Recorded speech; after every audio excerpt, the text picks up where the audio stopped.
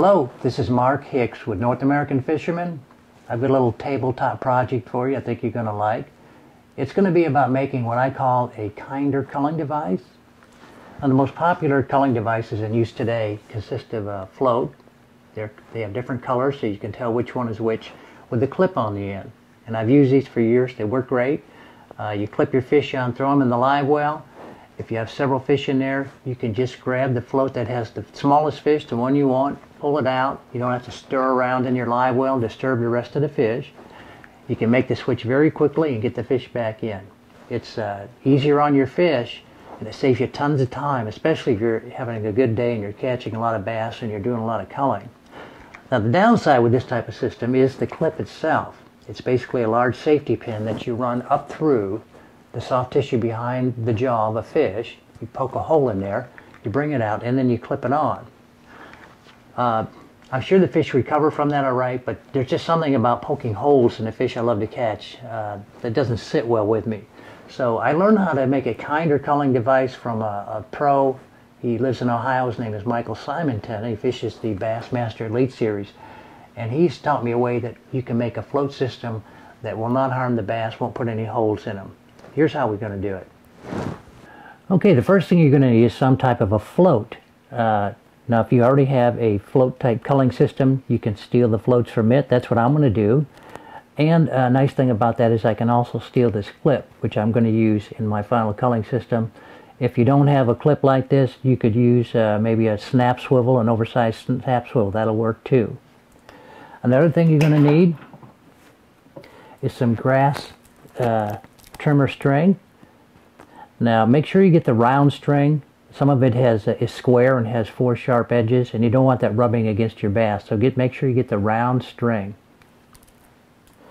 And you're going to need an electrician's crimping tool and a pair of side cutters, and you're going to need some sleeves, some crimp sleeves. These are for electricians. I found them at Lowe's in the electrician's department. They're for 10 to 18 gauge wire, and they work just fine for what we're going to do here. Now, to speed things up a little bit, I've already clipped off the wire that connected this float with this clip. And I've already cut a piece of grass trimmer string. This is maybe 16 inches long. It's longer than I need, but it'll make it easier to work with.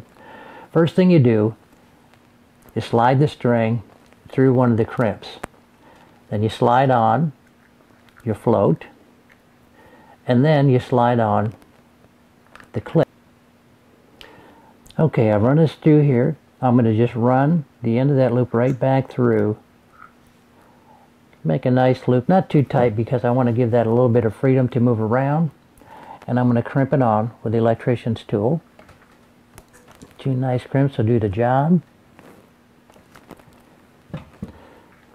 Okay, now I've got a tag in here where I don't want it sticking out because that will catch on your other lines and that can make a tangled mess in your live well. So I'm going to use my side cutters to clip that off.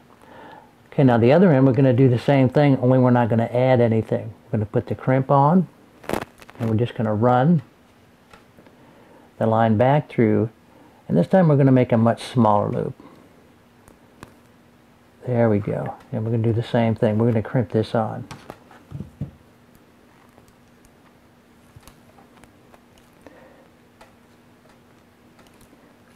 And again, we don't want this tag end on here because that is going to cause some problems in your live well. So I'm going to use my side cutters and eliminate that problem right there. And here we have it. We have our, what I like to call the kinder culling device. Alright, so we've made our kinder culling device. Now how the heck do you use this thing? Okay, it's pretty simple. You take the end with a small loop, you run it in the bass's mouth and out under the gill plate. Now it's extremely important that you go under the gill plate and not under the gills or through the gills because that would harm the bass. You want to stay away from those gills. Through the mouth, under the gill plate.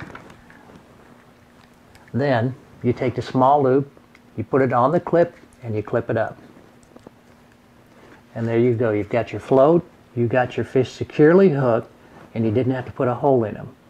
It's a simple project to do, doesn't cost much, doesn't take much time.